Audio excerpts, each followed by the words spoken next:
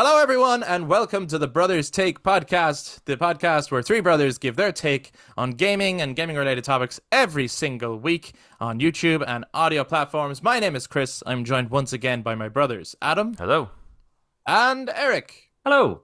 We are back in the room this week to talk about Xbox, who have finally updated everyone with what their business plan was. Everyone calm down, right? It's not at all as drastic as people were thinking.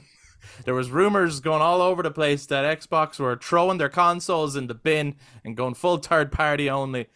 Relax. We'll clarify what's actually going on in case you didn't know what was happening, or if you have heard it, we want to hear your thoughts too. We'll give our take on what's going on with Xbox lately. But also, the Tomb Raider Remastered Trilogy came out last week on Valentine's Day. Very fitting. Very fitting. Bit of love for Lara Croft there. Adam had a chance to pick it up, so he's going to share with us his first impressions. And we also got a couple of updates for Final Fantasy VII Rebirth. So we've got all that to talk about. We will timestamp it if there's a particular part you're more interested in than others. Make sure you jump down. Check out the bit you're most interested in. But we also want to hear your take on everything we bring up too. So if you're watching this YouTube, make sure you jump down in the comments to share your thoughts. If you enjoy this episode, give us a thumbs up, hit subscribe, ring the notification bell so that you are notified of all future episodes. And to those of you listening to us on audio platforms, you can also touch base on social media, Facebook, Instagram, and X at The Brothers Take, again, to give your take on everything we bring up in this week's episode. But without further ado, let's talk Xbox. Because I want to start there. I want to start with Xbox. In the last 2 weeks, I would say, everyone was freaking the fuck out. Everyone was going crazy. Loads of people were doing videos on it and saying, oh, it's the end of Xbox. It's the end of an era. It's over. There's no more console war. Xbox are no longer going to make consoles. They're going full third party. Everything is coming to PlayStation. Everything is coming to Switch. The Game Pass is going to be an app on PlayStation and Switch. People were going crazy. They were like, what the fuck? And loads of people were speculating. And I was like, oh, they said that they're going to give an update. So we're going to wait till we hear the update before we do anything on it, talk about it, or anything like that. And let's just hear them out first. Now, I personally think Xbox didn't help in a way by saying we will share our update next week and then put out that we're going to be talking on the Xbox podcast on the 15th of February. I think they bigged it up so much by doing that. I think they literally could have just put out a post saying exactly what they were going to say, because it was only a 20-minute episode. The first 5 minutes calmed everyone down, you know? A lot of people have summed it up as, and I'm not criticizing it or anything, I thought it was done quite well, but a lot of people have criticized it as that's the most could have been an email thing I've ever seen. Did you think that people were genuinely freaking out, or was that just an opportunity for some clickbaity stories to make videos on? I think that the people making the stories were being clickbaity. Yeah. But I think audiences were freaking out. But would you not think that was just being pushed further by the story being like kind of really blown out of proportion? Oh, yeah, absolutely. Absolutely. It was blown out of proportion. It was going crazy. No doubt. No doubt. So, did any of you get a chance to check out the podcast? No, I didn't get a chance.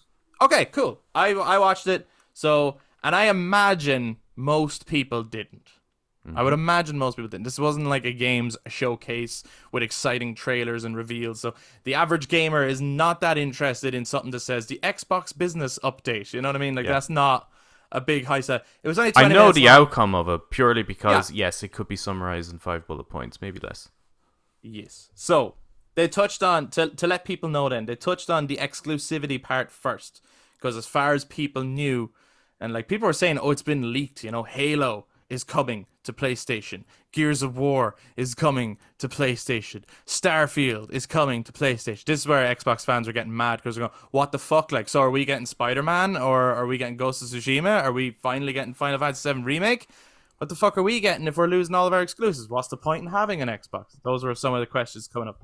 So, 4 Xbox games will be going to other platforms. They didn't name the 4 because those four will be revealed soon by the people who made them in the way that they want to reveal it. It's not. They clarified it's not Starfield. It won't be Indiana Jones. No, it's not Halo. It's not Gears of War. It is none of those games. So no, those will remain Xbox exclusives, and the Xbox exclusives to come are still going to be day one on Game Pass. So anyone who was like, what the fuck is going on?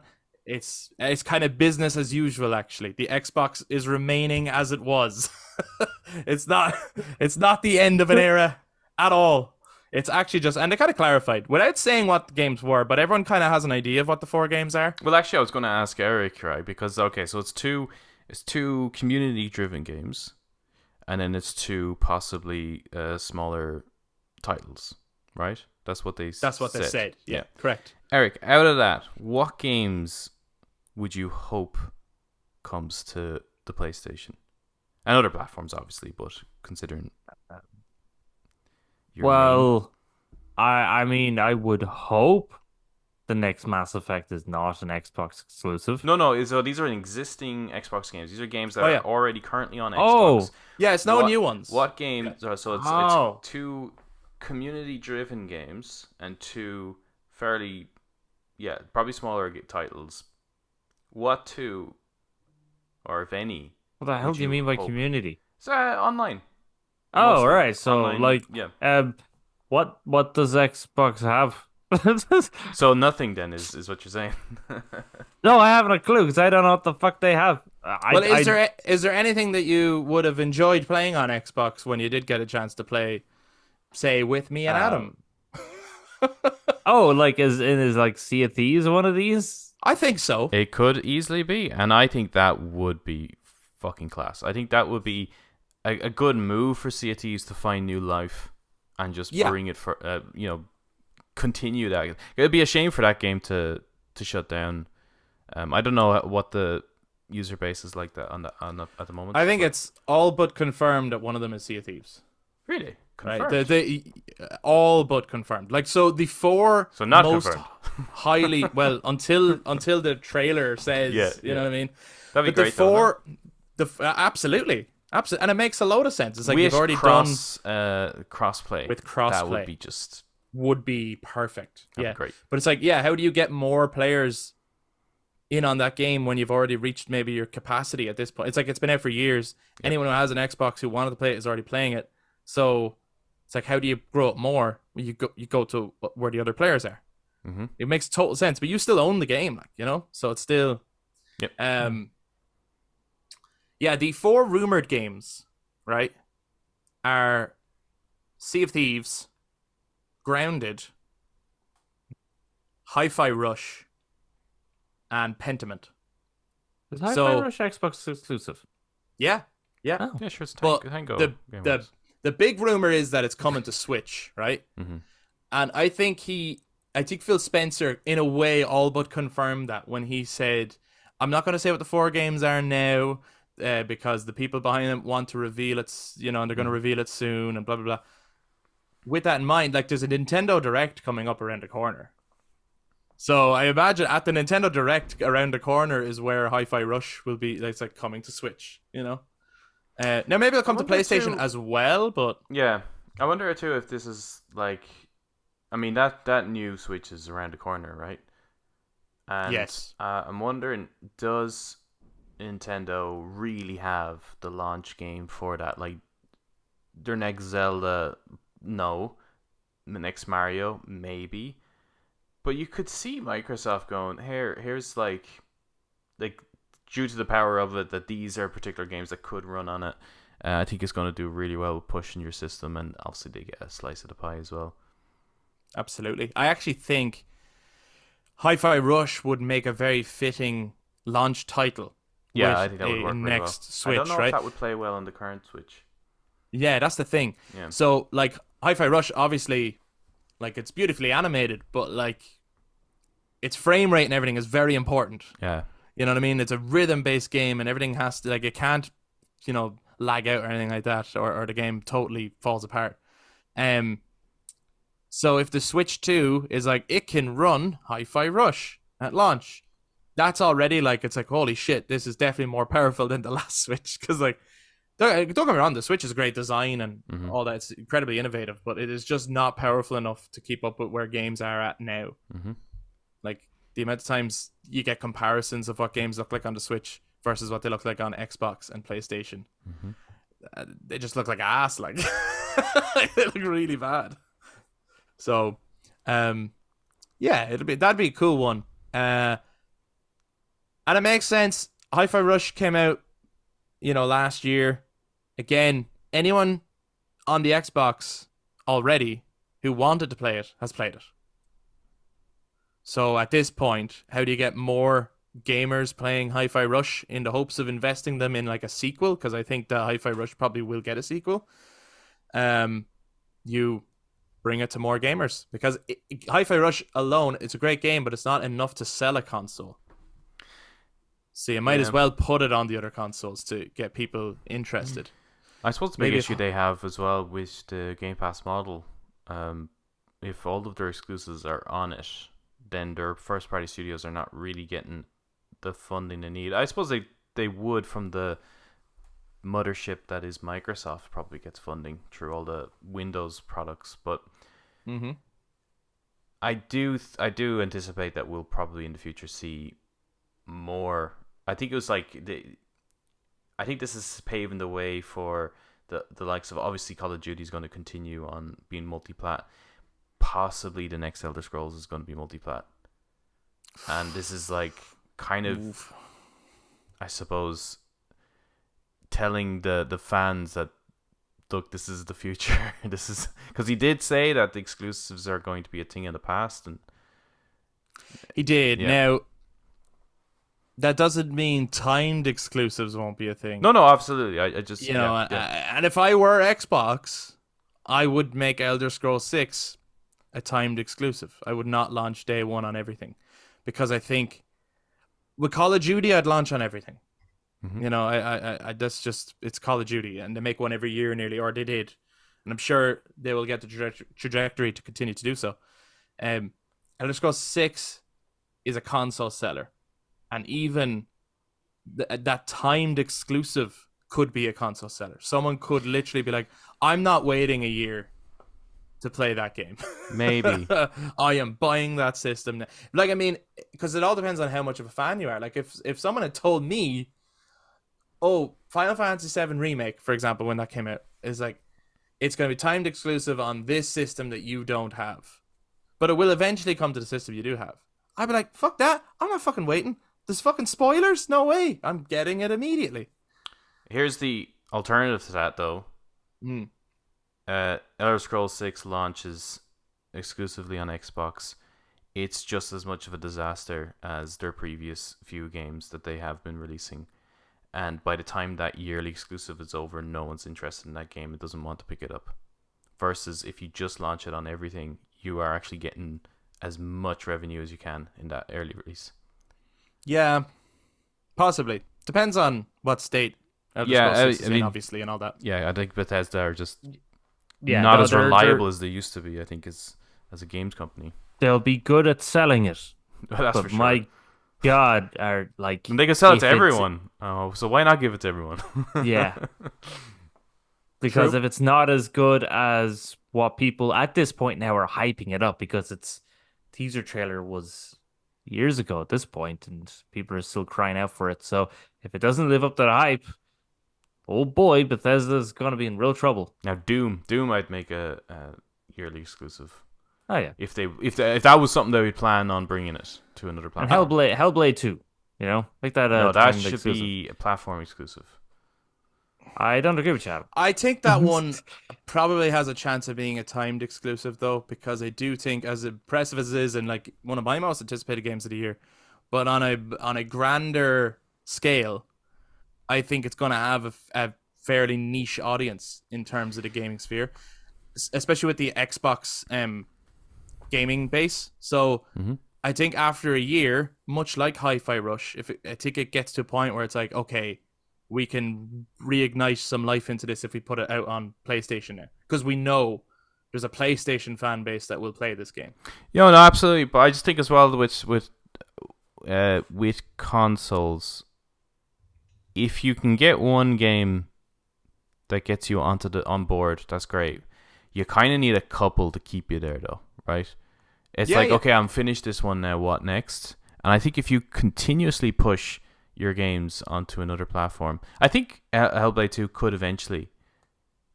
But I think maybe 5 years down the line, maybe there's, I don't know, a new version. You can make it much longer. Yeah. There's like a remaster version or something, or some sort of anniversary edition would end up on another platform. But yeah, where you get both games, you get the first and second. Well, isn't the first one still there? So no, you can't download it. Pretty sure you can. Well, someone let us know what's the deal with the first Hellblade. Is it still available on PlayStation? I mean, I went onto the PlayStation Store and it's there. Yeah. I can look at it, but there's no option to download. That's weird. Yeah, it's kind of locked. So it's there. You can look at her face. We got to look into that. Yeah. If I were Xbox, and they at one point had a very good relationship with BioWare. Yeah. Don't you fucking say it, don't you son of a bitch. You sick son of a bitch. If I were Xbox, I would definitely be trying to make some deals about that next Mass Effect. No. But Eric, can't you admit it? If it came out, right, the next Mass Effect is an Xbox exclusive, not timed, exclusive. Would you buy Xbox? Yeah, I would. There you go. You know what I mean? That would be a console seller. Yeah, I'd buy that fucking. I'd buy it. Then probably of that game, this bastards. Because Mass Effect was on Xbox first, right? It was, yeah. So the relationship would make sense. The history is there. So yeah, I don't know. I don't necessarily want that to happen or anything. My preferred console to play on is still PlayStation, and if a game comes to both, I get the PlayStation version. But from just a business standpoint, it would make a lot of sense for Xbox to do that, to try and make that deal with BioWare. But I don't know if BioWare would want to, they'd need to be here's a fuckload of money. Yeah, because at the moment, Andromeda, I think, was released on both consoles the minute it came out. And then you had the Legendary Edition was released, and it was released on everything. Yeah. So, yeah, if that is to happen, it would have to be a really damn good deal. Was the Mass Effect Legendary Edition released on Switch? I don't think so. No, I don't. Yeah, I was just thinking for a second. I was going, no, it couldn't be, right? No fucking way I can run that. It's on PC and then the Xbox and PlayStation. Yeah. Gotcha. Cool. Some other, I suppose, interesting bits that came out of the business update in the podcast was Diablo 4 they did announce that Diablo 4 is coming to Game Pass, and that's the first game since the Activision acquisition. Oh, cool. So by the end of I think it's in March, sometime in March, Diablo 4 is coming directly to Game Pass. Nice. And I imagine then throughout the year, that means they're going to sprinkle out more of Activision games that they got from that acquisition. Mm-hmm. They did say that there'll be a June showcase, Xbox June showcase, where we will get more updates on not only what they're doing with the Activision games, but I imagine we'll get updates on more games to come, maybe more solid release dates for some of the games that there's question marks around. And they said they're working on a new piece of hardware that they'll be revealing in the holiday period this year. Okay, yeah. So, what do we think that is? Before we get into that, actually, they also said that they are also working on, and I think people got confused because they thought it was the same piece of hardware. They are working on a piece of hardware, the next gen console, which, first of all, I'm even surprised that there's definitely going to be a next gen console, because I kind of thought they were leaning further into the just put Game Pass on everything. And they said it's going to be the biggest leap ever in any console jump. Now, look, that could be just business jargon, or maybe they're really working on something that will run this OD project that Kojima's on about that requires new hardware, or I don't fucking know, right? OD is still a few years down the line, so that's possible. So yeah, I'd love to know what people think about what the next Xbox could be. But yeah, new piece of hardware. Do you think that's just a next, like a mid generation Could just be like a fridge or something. thing? Or... It could be just a slimmed down. I don't know how you can make it any smaller Series X, but maybe it gets rid of the disc drive. Maybe it's just an all digital Series X, probably. Maybe, yeah. I can't imagine anything.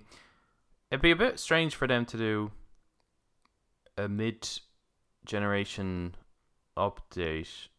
I'm expecting a PS5 Pro. I think that's going to happen. Yeah. I don't know about Xbox though. Maybe. Is there? But it's a bit strange that they already launched with 2 tiers, and I think they could fuck things up a little bit from a developer standpoint by introducing another one, unless they drop the S. Well, I was just wondering, right? And they Because make a an lot XS. of people excess.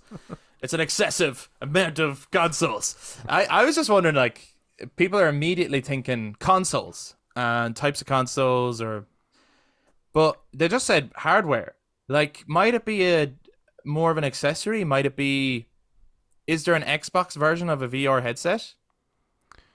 I hope so, but I think Do you know what I'm saying though? yeah, Like, especially if they now have Bethesda and stuff. yeah. Like, there's a possibility. Like, could you like one of their launch games, which would breathe new life into it? Actually, would be Starfield VR, Yeah. for example. It would be, yeah, I think Skyrim with this new type of Yeah. VR that Well, Adam would have to get. Why that's not? another one. why not? Or a handheld of some kind. Again, I'm just throwing out like ideas of what Xbox could do that other than everyone's immediately think thinking A Xbox- new console. version of the Kinect.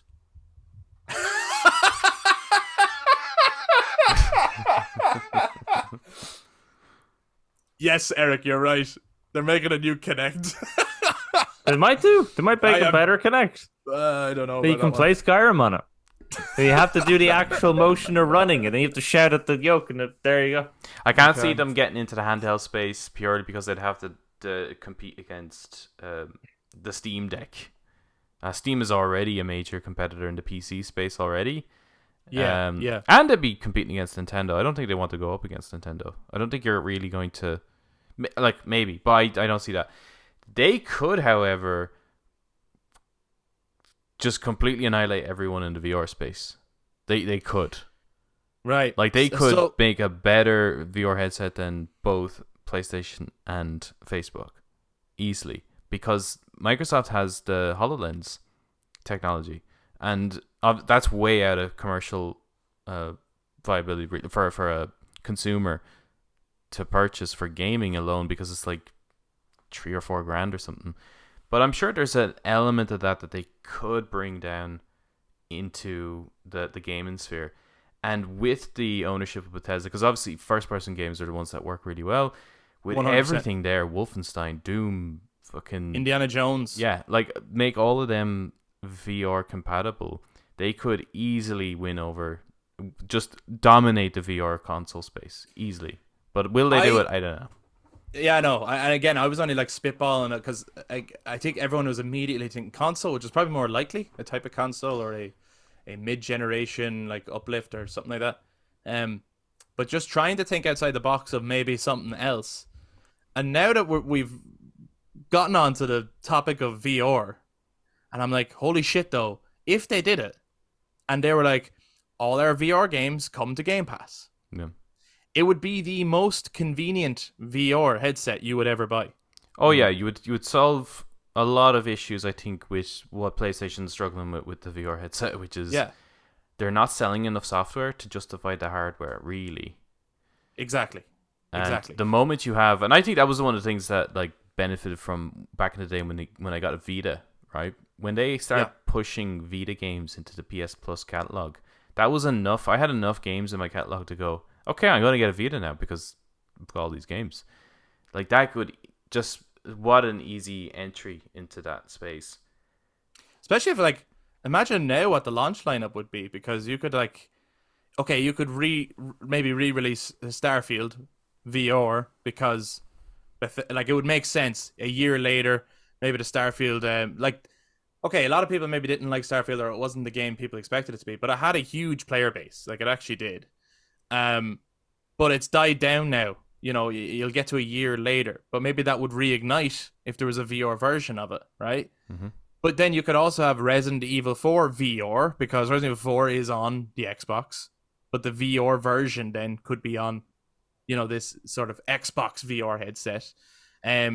With promises of an Indiana Jones VR version coming later, and what was the VR game that, like, what's it called? People apps were like dying for it. It's a series. Half-Life? Is that what's called? Alex? Half-Life Half-Life Alex. Mm-hmm. Like, if you had that in the lot, and it's like, it's on Game Pass. Like, these are all just coming to Game Pass.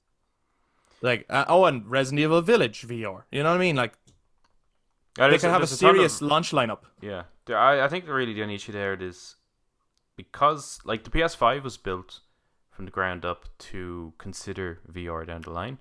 Right. That's why it has that USB-C cable you can't use on the front. It's purely just for that VR headset. The Series X, though, unless they want to go the same route that the PS4 went, which was you had an external box to worry about all that, but that was all these extra cables. There's no real input onto the Series X to support VR, unless the USB-A ports can. I don't know. Unless so what you if the have new to hardware? get a new hardware for it, which would suck, because then it's like twice the amount of price that you would need. Like, if you already had an Xbox, you kind of feel left behind then. True. But then, only those who want to get in on the VR thing would get it anyway. Like, VR has its player base, but it did not, like, revolutionize in the way that I think people initially thought it would. It did not, like, it hasn't in any way replaced. Oh, I don't think anyone thought it was going to replace, but... Well, I think there was, like, when it first came out, it was like, this is the future of video games. And it hasn't become that at all. You know what I mean? Yeah. When it was first being demoed and stuff, I think people were like, wow, this is, like, once you start getting into this, you won't go back, kind of thing, you know? That's really naive, but it's basically the new G-Con, right? It's like it's a newer experience, and God damn it, fun to play. If they went, here's a new VR, here's an Xbox VR with a new Time Crisis, it'd be like, oh, I don't care if you have to buy a new console, I'm buying it. Remake of Time Crisis 2. Shut your fucking mouth. You have no idea how excited I'd be. Vampire Night, here we go. Yeah. But anyway, anything else anyone wants to say on Xbox? I don't know. Is that all they said? Pretty much, yeah. I said, there was... Why did they not put that in an email? I think... Okay, I don't mind the way they delivered the message, because they probably, if they wrote it, people would... Speculate about what was written, or, you know, whereas when you hear it and you hear how it's said and the tone of voice and the confidence in which it's being said, because it was all said, like, Phil Spencer is great at speaking. The messaging, I thought, was clear. He put it in very clear terms of, look, at these games aren't coming over to other consoles because we're like, oh no, we have to go third party and we're struggling. It's, these games have had their life. And we want to breathe new life into them. It's good for business. Yeah, that makes sense. You know what I mean? Like, that was the messaging. And then they allayed the fears of, that doesn't mean everything is going third party. We are keeping our exclusives. Game Pass will still be what it is. The only thing is, like Game Pass, they can't be making enough money out of that. No, they're not. Well, they're not. And it was like, for a long time, there was a bit of uncertainty as to whether they were or weren't, and they were kind of making it out like they were, but it turns out, no, they really weren't. Xbox is one of the companies, though, that I'm, out of the three, that I'm most interested to see the trajectory of, because they clearly have a plan. They're not worried, but they give the sense of, like, oh, we're fucked, and we've always been fucked, right? They kind of say that the whole time. Yeah. Whereas I actually think out of all of them, PlayStation is. That's weird, man. No, I seriously think that PlayStation is the one that's kind of, it's in, let's say, in the lead, but if they, in this race, right? But if they sprain their ankle, that's it. They're out of it. They're fucked, and they're going to get taken over by the other two. Because I just feel like I don't really see a long-term game plan with Sony. I feel like they're like constantly biting their nails and at their edge of their capability the whole way through. I don't get the same calm, obviously, that Nintendo has. I think Nintendo are just like chilling through the whole fucking thing, and they always seem to do well. So in some cases you're like, I don't even understand how you haven't been torn apart right now. All these games you're releasing are kind of shit, but Nintendo are very much resting on their laurels. Yeah. You know what I mean? Like they're like, we have these couple of franchises and we just keep releasing them and that's it. whereas when you look at Microsoft and you're like, okay, you kind of say like you're constantly losing this battle.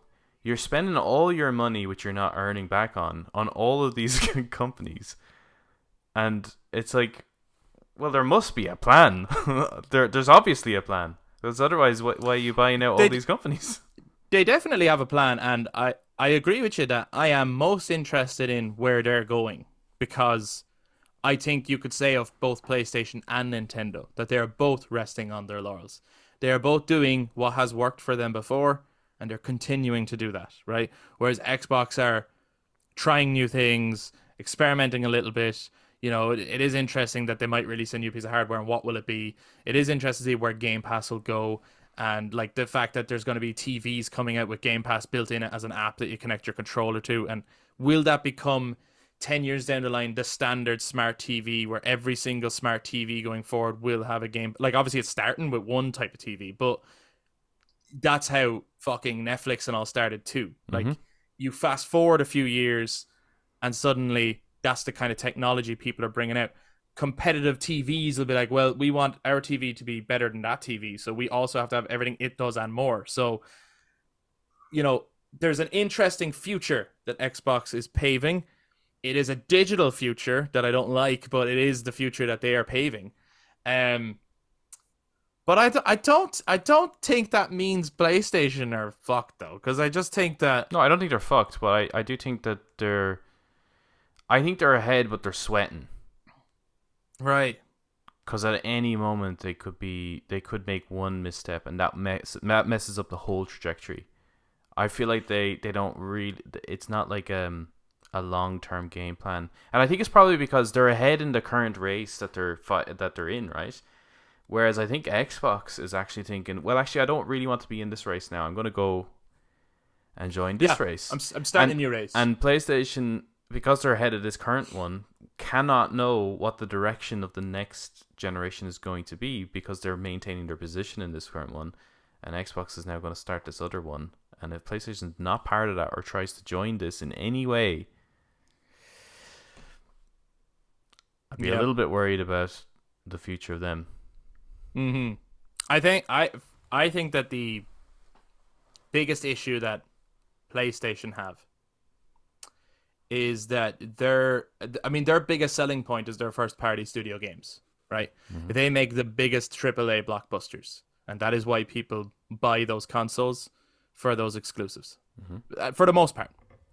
And now they have raised the bar so high in like more recent years that their games take so long to make now and are so expensive to make. It pays off because when they come out, they sell like fucking crazy, you know? The God of War games sold like crazy. Spider-Man 2 sold like crazy. Last of Us Part 2. Like, they sell like crazy. But they take so long to make that in between, they are relying on the third-party releases. Yep. And yeah, in the meantime, Xbox has been buying up things. And it's All like, the right third now, party, it's not a problem. Like, I think Phil... But next generation, it could be. And didn't Phil mention that, technically, Xbox is now the largest third-party developer for PlayStation games? Well, he didn't specify PlayStation when he said it. Right. But he did say Xbox is actually the largest game developer in the world. Yeah. Just because of how much they own. Yeah. Which is true. Yeah, so right? while Sony is like waiting for their exclusive in order to make like all of their cut back, yeah, Microsoft will be making all the cut in between, technically, if they decide to keep pushing their games to the thing. Yeah, it is. I think it is a little bit worrying for PlayStation, and I'm only saying that purely because the difference is that PlayStation is Sony's biggest moneymaker. That may have changed, but it was, at least for a long, long time. I think it is still its biggest moneymaker. Xbox is not Microsoft's biggest moneymaker. No. So Xbox could fail and Microsoft can continue. If PlayStation fails, there may not be a Sony. Right. But then, would it not be kind of a good thing if Xbox come around and give PlayStation a kick in the ass, because it will force PlayStation to have to start thinking and innovating? Because, like, I remember, like, the biggest worry from the rumors, not that I bought into the rumors, but the biggest worry was, oh God, like, if Xbox do as people are, like, freaking out, if they did go, like, full third party and just be a third party developer that make no exclusives from now on and put all their games on everything, it's like, it kind of removes the competition aspect of it, right? Yeah. Like, that's the good thing about exclusives. If you have someone to compete with, you have to try harder to make a better game. As a result, we all get better products. Like, that's a competition is great. It's good for everyone. So if Xbox come around and it's like, oh fuck, they've left PlayStation in the dust a little bit, it might force PlayStation to innovate in a new way where it's like, okay, we can't rely purely on, not that they should give up doing it, they should keep doing, like, their exclusives are incredible. But it's like, we can no longer rely solely on those releases because they are taking way too long to make, and we are going to keep falling behind if we don't find something else to. Like, and that raises the other question too. The thing that PlayStation mentioned during the week as well about the PS5 entering the second half of its life cycle, I think is technically what they said. I don't think some people were freaking out saying it's the end of its life cycle. Yeah, I think they said latter half, right? Yeah, which just means, it's gone past the halfway point of its life cycle, which it is. These people should probably stop fucking saying shit on the internet. Maybe everyone stop freaking out. everyone's freaking out in this episode. Well, I think Just fucking just well, chill, guys. I think it's technically the journalist's fault for misinterpreting what was said to create clickbaity articles. And what the articles were saying was that, Sony says the PlayStation 5 is at the end of its life cycle, which is actually not what they said. I don't think it's. I don't think so. No, in the latter half of its life cycle. So it is really the journalist's fault for just creating clickbaity titles, but. Well, they figured out that that's what does it. The people are freaking. I think the reason people are freaking out is kind of a similar thing to what I was saying, and I know it's kind of silly to say, but there is a truth to it. Mm-hmm. You see people complain about where's the games on PS5. Now I know what you're thinking. It's like there's a fuck ton of games on PS5. There is. Where's the games that are solely built for the PS5? Correct. So a lot of like the great games on PS5, you could still play them on PS4. A lot of them. There's some that are purely exclusive to PS5, but I don't know if they're as major a console seller as on previous generations. But like you said, it's taken longer to build these games. So is the console life cycle going to have to adjust for the development? I think the console life cycle needs to be longer, because for a multitude of reasons. Not only is it taken way longer to finally get to the games that are built for that console. I mean, developers have to be aware of the console and used to it before they really build a game custom to it. Mm-hmm. But then also, it's taking way longer to get people to transition to that next period too. Like, people are kind of only now at a point where the PlayStation 5 feels like the current console and not the new console. Yep. Do you get me? Like, even the last couple of years, it was still like the new console that people were still trying to get their hands on. And now it feels like this is totally current gen now. So to even think of we're in the latter half makes it's like, what? I'm going to start thinking about the next one. We're not going to see the next one for another 4 years, maybe. Yeah, if that's what that means, yeah, right? So. But that still sounds, because of how quickly it feels like the last few years went, because of how fucked up everything was. That's still, I would, that would kind of make me worry if I was someone that only got the console like now. Would be like, and especially if you do decide to bring in the halfway point refresh console as well. Yeah. I think they really do need to rethink the way generations are, which is kind of what Microsoft were discussing when they were doing the Series consoles a bit. The Xbox One to Series, they were kind of saying they're blurring the lines between generations. So if you could buy Xbox One games and they work on the Series console, that wasn't in PlayStation's plan. They had to kind of figure out a way, which is why the PlayStation's version is really janky and you end up with two versions on your console. Right. That was never their initial plan because they were like, we believe in generations, but that will run into an issue to come the next one. Yeah. The big time. They will have to kind of say, right, we're going to have to get rid of the whole generation thing a little bit. We could still say it's a PS6, but I imagine a lot of the games are going to be fairly similar. We're just going to see that they get kind of more high fidelity and better performance. Like games will actually play 4K, but they'll look exactly like PS5 games essentially.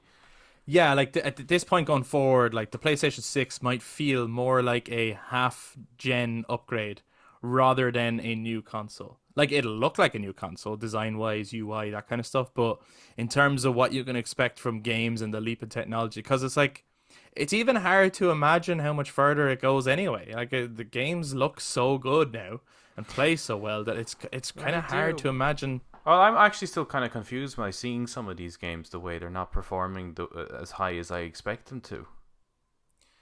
Right, but like the PS4 looked so good, is what I'm saying. Yeah, the PS4. You know, yeah, and so you're looking at the power of the PS4 versus the power of the PS5, and it's like there's a clear jump. If you look at the spec sheet, the jump is fucking huge. Like how powerful the PS5 is compared to the 4.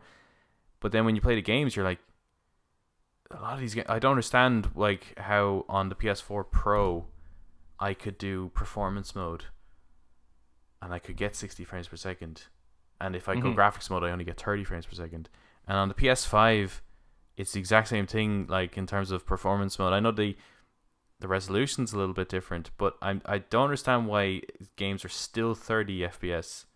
So we're gonna move on, I think, from the future of Xbox and what does that mean for then future PlayStation and Nintendo, because I think this is a topic that's going to come up again throughout the year, not only when we get the Switch 2 reveal, which is obviously coming this year, but then also like we do now know that Xbox will have some sort of new hardware later on in the year. So like there's more updates to come. I'm sure we'll hear more about what does it mean in terms of PlayStation being in the latter half, about a mid-gen console and stuff. So there's definitely going to be more discussions around this, and hopefully seeing games as well meeting the criteria of what we would want to see for the generation we're in and stuff.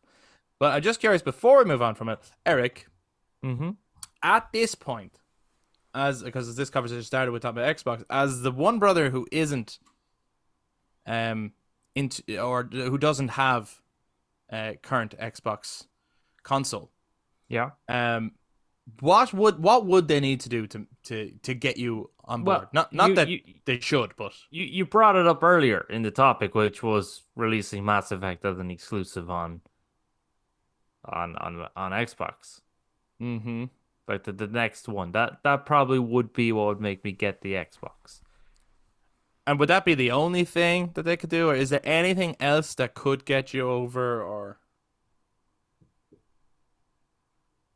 Xbox, if you're listening, this is what you gotta do. If Hideo Kojima was only going to release games for Xbox going forward, yeah. Or like, what are they missing basically? So it's not like existing titles or existing franchises. Like, so when a PlayStation's being announced, you're kind of, no doubt, you buy a PlayStation. Why? And what is it that Xbox needs to do in order to get you to get another Xbox? Well, what the PlayStation does is that it releases games I like and have an interest in. But isn't Baldur's Gate and Witcher also on Xbox? Yeah. Yeah. But what is it specifically about PlayStation? I've always kind of just grew up with a PlayStation. To me now, that's what I picture when I think of a console. Fair enough. Some people exist within the ecosystem that they're in, I guess. Yeah, it's I'm saying like I would no without a doubt I'm like yeah whatever next PlayStation is, but most of the time it usually is though that a well, like there's not enough franchises or anything on Xbox that makes me go, correct. yeah, I'm gonna get that. That's Thanks, it. Chris. Thanks, Chris, for letting No, me but know that like I'm correct. because but I'm joking. I'm in the exact same boat. Like it's like every time a PlayStation comes out, right? It's not that oh it's a fresh start, and on the last gen I finished every franchise I was into. Mm. And now we're starting all over, and I have no idea what franchises are coming. You know what I mean? Like even when the PS4 came out, we didn't have the next Uncharted yet. We didn't have the next Last of Us yet. You know, we knew these were coming. So franchises were being continued. Same like when you went from PlayStation 1 to PlayStation 2, like we knew Metal Gear Solid was coming. Or PlayStation 2 on to PlayStation 3, we knew the next Metal Gear Solid was coming. Like the franchises continue, and then while you're on that console, the new franchises start as well. So there's a real healthy kind of process of moving from one to the other. And obviously Xbox has franchises. We're not saying they don't. But I think we've all agreed. But does it have enough? Well, yeah, it does have enough franchises, but what it doesn't have enough of, I think, is It's not ticking our boxes. Those franchises. maybe it's ticking too many boxes with each of their franchises, and that they're way too loyal to legacy franchises that did well in the past. They probably need to say goodbye to Halo, goodbye to Gears, and because it's not as if they're bringing in new players at all. See, and it's not as if those latest titles are even pleasing current players. I don't think they should say goodbye to Halo. However, I do think they need to look at what Santa Monica did. I don't mean copy what they did. I think they need to give it a serious refresh. Like, maybe it doesn't play first person even. Like, maybe it's so unrecognizable. They can always come back to it. What I mean by say goodbye It needs to a long break, right? Yeah, like allow that industry, that studio to make a new game, a new title. Let's see what they can do outside of Halo. Let's see what Coalition can do outside of Gears. They can always come back to it. They can always come back to it, but just give it a break and see. Like, you know, I don't think Killzone is done. I think there may be a new Killzone at some point, but it's so clear that Killzone, people are just getting a bit tired of it, and I think that studio may come back to some point. They took a break. They're doing Horizon. We're seeing Sucker Punch going into, like, taking a break, going away from Infamous, doing Ghost of Tsushima. I think Infamous could return at some point. I don't think it's gone. Yeah, I get what you mean. I get what you mean. I think these studios can do more than just those titles, and I'm sure they get bored doing the same thing over and over again. They're probably bursting with ideas.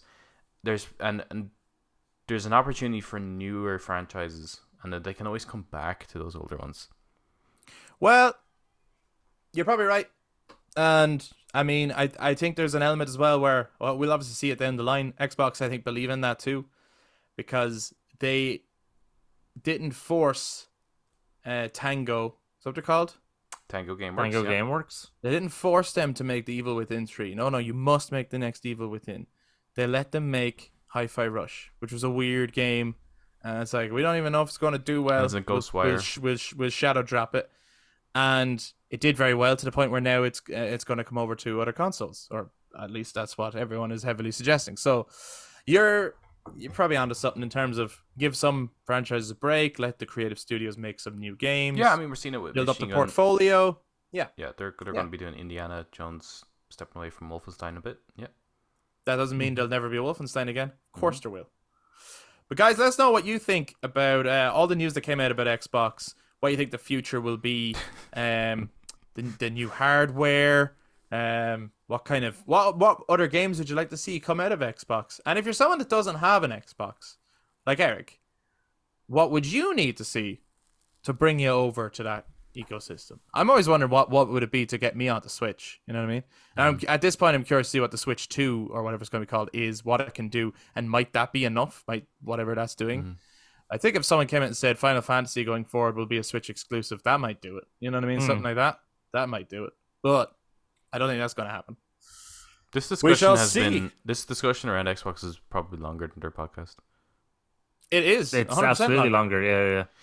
Although it's got less clarity because it's pure speculation and just thoughts in the air. Like Do you not I will find though say with the Switch? they were very clear about what they were talking about. With the Switch, rather than having like an exclusive game for it, that there isn't perhaps other games that you'd like to revisit that you could do on the go.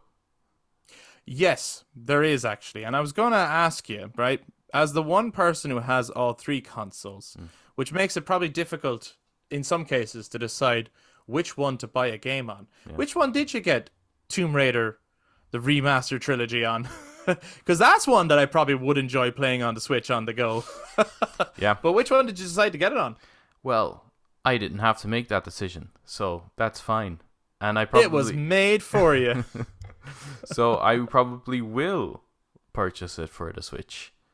Oh, Yeah. cool. Okay. Yeah. So having it once isn't enough, huh? So Pagan purchased it for the PS5, which gives you the PS4 version as well, which is great. Cool. But I did check out the video I was kind of waiting on, and I'm so glad that they did it basically the day of release, which was, Digital it's great Foundry, to see. right? Digital Foundry.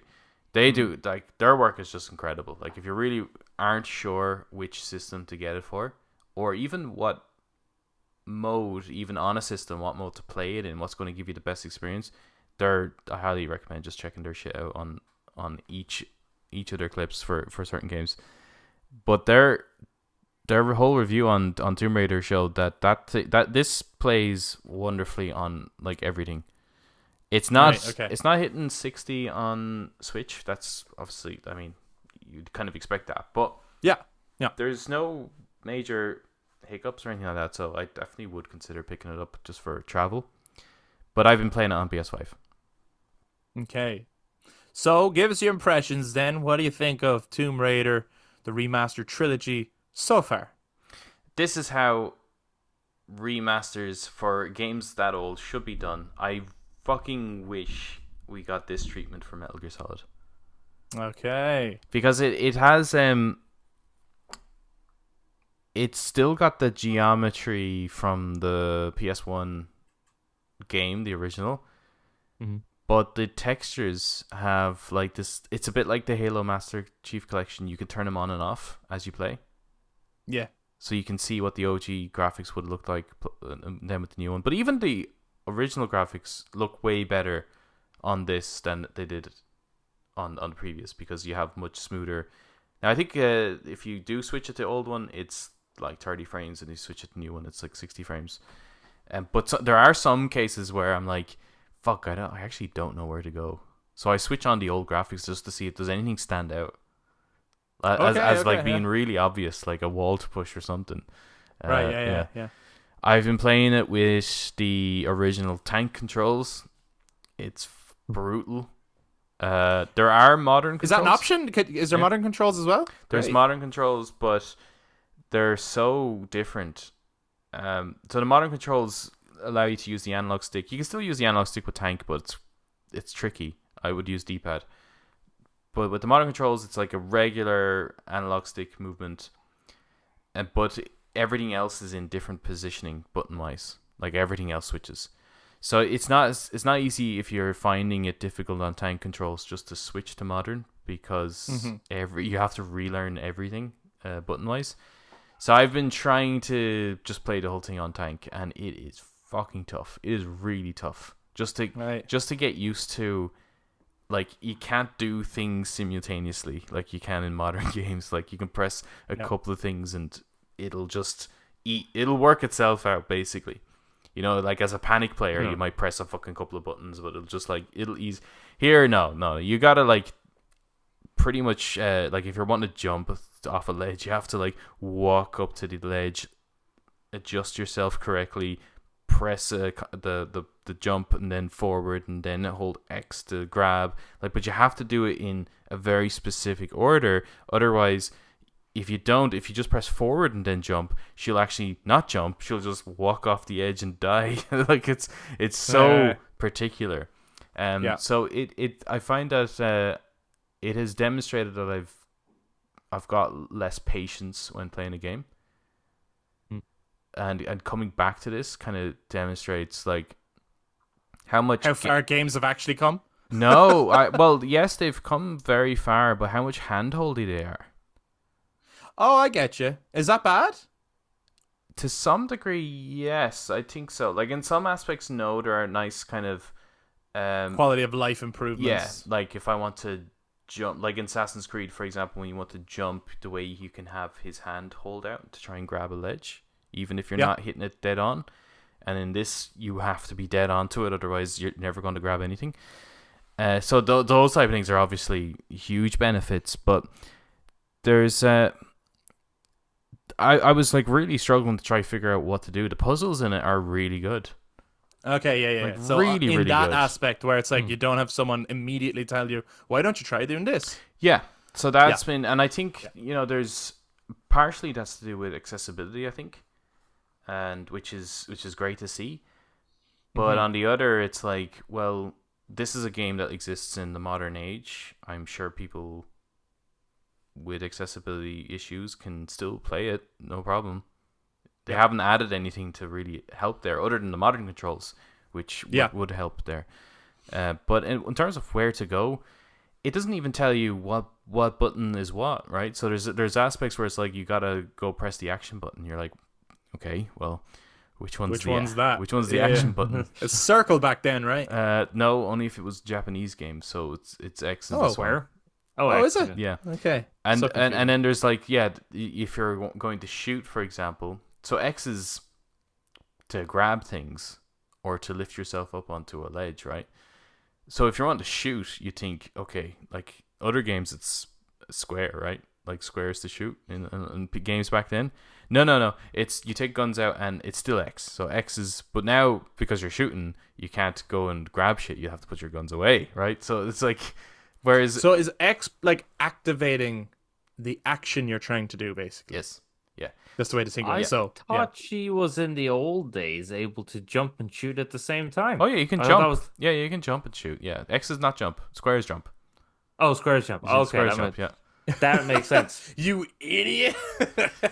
As if I like, thought like when they were designing the PS1 controller, Yeah. the reason why Japan had the circle to be like the activate was because that represents a hand. And square also represents a hand, X represents the legs, and triangle represents the head. Kind of. Circle means, I think, like yes in Japanese, or like okay. all right. And cross, which is actually what they call it, means no. Which we actually, if you look on Windows and stuff, like the X means cancel, right? Yeah. So X would have been cancel on the controller. Makes sense, yeah. Square was to represent a menu to like access things, and triangle was to be like a perspective view. It's like so like in like the cone in Metal Gear Solid to see like where you're viewing. So that was what triangle was, which is why Metal Gear Solid uses triangle to look in first person. Yeah. Yes, yeah. But the game itself, it runs great. The combat is crap. Love it. The puzzles are fucking amazing in it. And I just hope that there has been a hint at a new Tomb Raider game in the works, and I hope it goes back to the puzzles, because I think the modern Lara Croft, as much as I love 2013 Tomb Raider, it just became an action game as much as Uncharted did. There's a couple of puzzles here in the first original Tomb Raider where I'm like, this was in Uncharted. There was actually a puzzle where you had to go... You could see where Uncharted got the inspiration. Yeah, you had to go get... there was like these gears you had to activate on a wall, but there's 3 missing gears. Gotta go find the 3 missing gears. Now in Uncharted, it's like, well, it's just behind you. Just pick it up and put on the thing, and it's like the most uncompelling gameplay ever.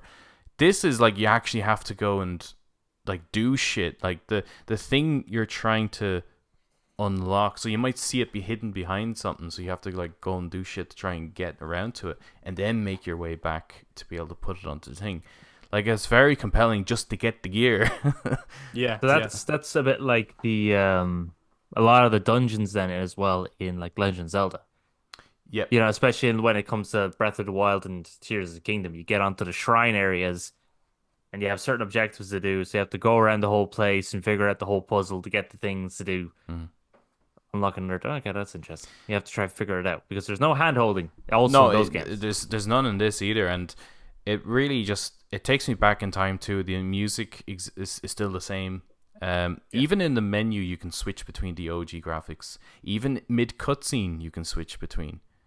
I love that. Nice. But So like cool. the cutscenes are exactly the same. It's just that the resolution's a little bit better. But so all you're doing is just making the resolution up and down. But Does the voice acting hold up? no, it's as bad as it ever was. But I have to say the game Excellent. is. I kind of forgot how cinematic the game is. Yeah. Like it's really, really well directed. And you could easily just go, and we're going to make this into a film and just modernize the script a bit. But the way it plays out, the shit she does, she's an absolute badass. It She would always make was. an incredible film. Why the fuck wasn't? We were all saying it. Like it didn't make sense. Why was there not a Tomb Raider game on the PlayStation Classic? What the fuck's that about, guys? Like we It said is a bit, yeah, it's a bit odd. It was an omission. You know, there was Resident Evil on it. That makes Tekken 3. Yeah, Final Fantasy 7. Yeah, Microsoft. Tomb Raider was the one that was missing. Tomb Raider was one of the franchises of the PlayStation 1. Should have been on it. I'm glad to see that there's a way to play those again. Eric, you thinking of picking up the Remastered Trilogy at any point? I don't know. Okay. Because I didn't grow up with them. I grew up with Lara Croft. I grew Yeah, up with of course. Tomb Raider. Yeah. Yeah. But like when it came to the original games, I think I played the first one, and I think as far as that went, well, I did the mansion. You messed around in the mansion. Everyone did that. You locked the. Oh, yeah. The Did you put the butler in the freezer? So that's the third one, and yes, I did it, and he actually freezes in this one. Yeah. Oh, okay. Of course he did it. You have to do it, right? Yep. It feels Yeah. right. So I did that. You mess around and everything in the mansion, and then when it comes to actually playing the first game, I think you slide down a slope, don't you? You start off in the jungle. That's the third one, yeah, the start of it, yeah. Oh, I have only played the third one. I've never touched the first one. Then you slide down the slope, and that's as far as I got. I But never, I wonder- couldn't get any further. I get, and obviously, like when you're younger, and yeah, like Adam's saying, like they don't hold your hand at all. So like when you're younger and you're just like, what do I do? What's going on? If you were to play them now, though, you might get on great with it. No, I think I'd be a bigger idiot because I think I'd be so used to hand holding. Well, I'd be like, why? Where's the yellow ledge to tell me that's climbable? Yeah. I need the yellow paint, guys. Yeah. I've never ever played one of the original Tomb Raider games to any form of completion. I played a little bit of 1 and a little bit of 3, but really just messing around. Would have done the butler thing a lot. So that's a really fond memory of mine. And obviously knew who Lara Croft was and she was iconic, but never actually like played through one. So I actually think I never did either. I think I would pick this up. I've played it. I'm not going to do it yet because there's a big game around the corner, and I know I'm not going to touch this trilogy until after that. But later on in the year, I think when there's a lull period, I think I would pick it up actually. If there's a little period. If there's a lull period, we'll see. But I imagine there at some point there will be, right? At some point it'll be like, okay, it's gone a bit quiet now. It's time to jump into the adventures of Lara Croft, the OG treasure hunter for video games. Yeah, guys, I played playing it. I didn't play much of it when I was young. I played a good bit of the third one because that's the one I owned. But when I first saw the PlayStation, it would have been at my neighbor's house. His dad used to play. He played all the Tomb Raider games, and I remember just sitting there watching him play through some of them. So I know a bit of the first one. I played the beginning of the first one, but I've never actually completed it. So it's great to be able to go through it. So I completed just the kind of the first main, I suppose, treasure area. So Peru, like that whole thing. So you're fighting the T-Rex and stuff. Yeah, I remember that. And I've never played the second one. Is there even an explanation as to why the T-Rex there? Or does the T-Rex just come out? It's just there. Yeah. You're in a you're in a lost world area, and there's just there's velociraptors and a T-Rex. Yeah. Of course, like yeah. PlayStation 1 loved dinosaurs. Are you kidding me? That was the tech demo. So the tech demo had a T-Rex. Lara Croft had fucking dinosaurs. Dino Crisis had dinosaurs. There was Jurassic Park games. They fucking loved the 90s was full on dinosaurs as well. It was fucking cool in the 90s. Whatever happened to cool dinosaurs in the 90s? They got like needs to come back, man. people don't. Yeah, Bring them back. Bring back the 90s and the dinosaurs. But anyway, let us know, guys, if you're playing them. I don't know, just quickly before we jump on to our last topic for this week's episode. For obviously Crystal Dynamics make the more modern Tomb Raider games, and I do believe they did this remaster, right? Or at least they put it out with maybe another team. It's another team that did it, but it's the first time Yeah. I saw Crystal Dynamics and Embracer Group company written underneath it. Interesting. But I wonder, obviously, there will be another Tomb Raider game, right? It's not like there won't be more Tomb Raider games. Yeah, I'm pretty sure they made that announcement, yeah. Would you like to see something that bridges the gap a little bit better between the Survivor trilogy and this original trilogy? Or would you like to see them remake this first original game, but it is the Lara who survived that Survivor trilogy? Or would you just like to see them jump way forward in time to just older Lara on a new adventure? I don't know. What would you like to see? I think I wouldn't like to see a toughie remake for of this Adam. one. Okay. I don't think it would work, much like Metal Gear Solid. I don't think it's actually going to work. Dinosaurs, though. Yeah, you can still have dinosaurs. You don't have to remake it. You could just like kind of echo back to it. I know. I don't know if bridging the Survivor trilogy could work either.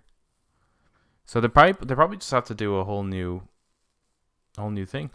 I just think we need to get her to a point now where she's dual wielding the pistols as her main weapons. You know, I think we need but to I get just her think to that that's going point, to be, you know? yeah. I'd like to see the traditional Lara Croft with the dual wielding pistols, the acrobatics, In a modern more about sense. the puzzle stuff rather than combat. Yeah. Okay. And any combat, maybe the combat could be puzzles as opposed to just shooting shit. Yeah. Eric, what would you like see to see from a new Tomb Raider game? Yeah. I mean, kind of what Adam was saying. Like, I would like her to get, because in this Survivor trilogy, apart from I think the end of the first one, she never has the dual wielding pistols.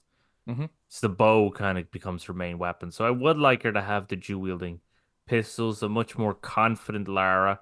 I probably wouldn't have too much of a problem if they decided to remake the first one. Because again, I didn't grow up with it as much, so Yeah. I never played it, so like I don't hold, I don't have such a strong connection to it, so I probably wouldn't mind that much. And even if they got the same actor, yeah, same character to keep it going, but now confident, much more confident. Doesn't she have a bit of a sassy attitude? I don't know if sassy is the right term, but she definitely has like this confident, no shit sort of attitude. It's like, oh, another day in the park. She's actually Right, very, very like Angelina Jolie in the first film. Like Right, so that was like just the best casting ever. it was fantastic. So yeah, like even if they had the same actor to do that version, even if they're not doing this the same, maybe they don't have to do the same story, but just that actor, I think, really did a great job. She's fucking brilliant. Yeah.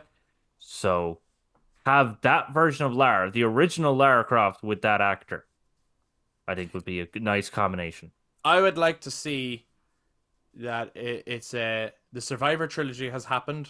She has been through that. It's the same Lara, the same character, but now she's playing the traditional Lara. She's at that age. She has the experience. I've never completed the third one. Does that allow for this clear? Because they're kind of the way they go on two different characters nearly. The Survivor Lara versus the OG Tomb Raider. Yeah. It's like very, very different personalities. Would it seem a bit like, where the hell did this character come from? I think you could find clever ways of transitioning, and I think it would just, like, she's clearly a talented performer. I think it would take a talented writer. That's all it would take, Right, to get to that point.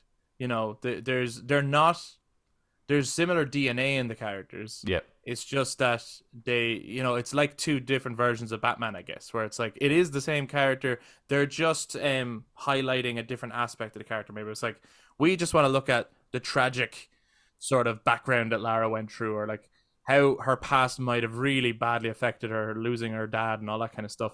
whereas the the old school ones was more just the action hero badass Lara, I guess, you know. And what she But they could becomes definitely that find as a well. way to knit that and She does create become that as well throughout the Survivor trilogy. She does have a bit of a much more confident attitude. She's much more resilient and capable, but she's kind of in the in the last one of the Survivor trilogy. She's much more angry.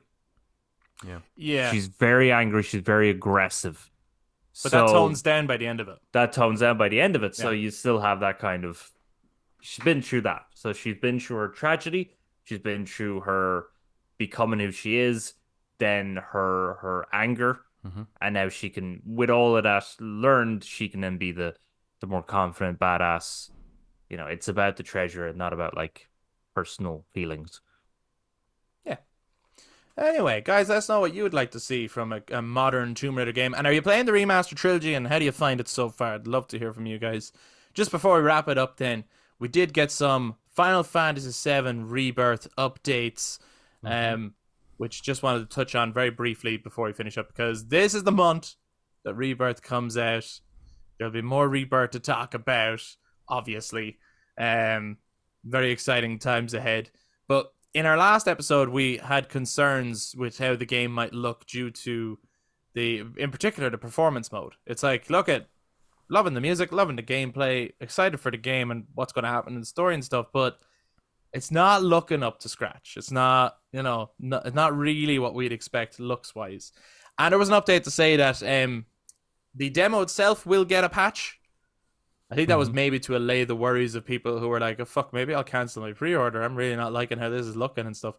So they said, look, the demo is going to get a patch so that you don't have to wait till day one to see what the game will look like, because that's not good for our marketing. And the game itself will look more like whatever this patch is going to be, I guess. Which means that the Junon demo will also look this way, right? Adam, is this good news? That's excellent news. That's what we want.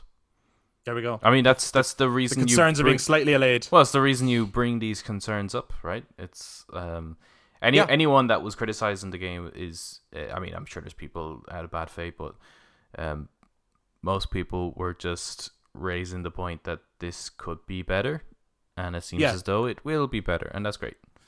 Yeah, while there was the time to fix it, was the time to say anything. And that is another aspect of the demo, isn't it? Like, first of all, it's a company to say this is what it's going to look like, this is how it's going to feel. Is it for you? And then if there's anything wrong, people can go, well, this is not really. I'm very surprised that they are releasing this patch so soon, and I'm wondering if they knew. And I'm wondering if there was upper heads, because we were mentioning the point that like it's weird that wasn't released during the state of play, and then at the end of the state of play, it was like, well, we'll have another one next week, so it'll be grand. I'm wondering if there's like some sort of executive decision there to kind of go, well, we're releasing this. I don't give a fuck, right? We're releasing this, and then the devs being like, it's not ready though, and that this criticism is them going, told you it's not ready. We've been working on this patch. We will now work double to fucking get this patch out, but this is what we were really hoping for, was to have this version of it out, because you just don't get patches out that quickly. Like, no, it's very impressive, and it probably was something that they were already prepared for and ready for. I imagine that there was an element of confidence that they're like, look, there's enough people who like just the content of what we're doing that they're going to be excited by that anyway. And then every other bit of news that we have to come is only better news. It's like, oh, did you kind of like that? Here it is, it looks better. And then, oh, do you want the Junon demo? Here's that. And then, oh, here's the fucking game. Like, it's just gonna the news is only gonna get better and better. The confidence that they've had for this game has been crazy. And even like we were just talking earlier about how PlayStation has a difficult battle of like every game they're making now in their first party studios takes so long to make, right? Yep. The amount of content that they've been showcasing for Rebirth is like, how the fuck did they make it? Like, Remake came out in 2020. This is ridiculous. Like, we all thought it would take way longer for this to come out. Like, and 4 if years. it didn't, then we thought it wasn't going to have as much in it. That's wait, no, this what? Hmm. This is actually less than 4 years then, because Yeah, remake came out, was it March or April? it ended up coming out April 2020. Holy shit. Yeah, like just under 4 years. Hmm. They're putting this game out, and it looks huge. Like, what the Fair fuck? play. Now, is that all good? Maybe they have a Yeah, I'm not. massive. They must have a massive team. Like, It's the 2 discs, guys. is that... Well, I think That's what- most of the issue when it comes to or what takes the longest is your engine, right? And once you have your engine sorted, right. then you're building it. And I think this it would have been more surprising. I always thought it was Unreal Engine 5. I thought that would have been a huge undertaking to be able to switch engine, and it turns out it's not. It's actually the same engine. So they'd have most. Which it probably had to be in order to release in a time frame where it's not like the Steam has, you know what I mean? It's run out of steam a bit, or like to keep, because they've been very good at drip feeding little bits of info as they went along, or putting out the Crisis Core remaster in the middle there, or the Yuffie DLC, and like not it like it hasn't felt like that long because there's been stuff in between. Mm-hmm. And here we are. Because I suppose like the distance between the two God of Wars is somewhat similar. And Ragnarok. I suppose it Because that is. was 2018 and then 2023, so yeah. 2022 even. Yeah. So Ragnarok has a shit ton of content as well. But I think it's just was once you have that that engine, the core of it is built. It's like then you can just keep adding content, and it should run pretty okay. Yeah. Man, I can't wait. I'm so excited to see what surprises lie ahead for us. You shared something with us, Adam, that was very interesting, which was like people are getting emails now that their pre-order has been shipped. Not everyone, obviously, like it'll depend on when they're getting around to each and every copy that has been pre-ordered, but pre-orders are starting to be shipped. People are obviously going to be getting them on time, or at least that's what Square Enix are aiming for. But there was like someone had gotten, and they obviously shared it on Reddit, someone had gotten in touch with Square Enix to be like, yo, like, what happens if people get the game early? Like, will they be playing it? Will there be like? And then they said, no, anyone who gets the game early, it will be locked. They won't be able to play it. They'll physically have it, but it won't like install or download or whatever way that would work until release day, right? And I was kind of bummed out by that because I was like, man, I'd love to get it early to just start playing it, but I can understand, like, from a grander scheme, it's more fair to lock it. Like, it actually is, because it's like, then spoilers aren't going online for people who haven't got it yet. But then you shared another one, which was someone like, someone from Square Enix, we're sorry about all the confusion. If you have it physically, of course you'll be able to play it, kind of a thing. And I was instantly reminded of the opening credits to Monty Python and the Holy Grail, where it's like, we're sorry for whoever did the subtitles. They have now been sacked. you know that joke? Yeah. I don't understand. Where someone keeps changing the subtitles. Yeah, I'd be interested to see how that actually. I don't understand how the physical disc will give you access and the digital won't. Well, it would be that you can't download it digitally until release day. But So Baldur's it Gate downloads 3. anyway. Yes, but On release day, though. When I got Baldur's Gate 3, right, because I pre-ordered, there was the chance of being able to play, I think, 72 days early or something like that. Oh, yeah, okay. And it started to download just before I was about to go off to Portugal. And I was thinking, brilliant, it's downloaded. I'm going to get to play it just before I go to Portugal. Mm-hmm. But even though it downloaded, it was then locked. So it was downloaded the day just before the 72-hour early access begins. Yeah. So I suppose that's how they're doing it. Yeah, they tend to always download it. Yeah. No, I understand how the digital one works. I just don't understand why the physical game won't be locked. Well, it won't be locked. Yeah. Well, they never are. Like, that would have been a first. Like, Remake, we got that. We ended up getting that early just because of the way COVID went and the way they shipped it early. I was playing that. I had that cleared like a week before release date.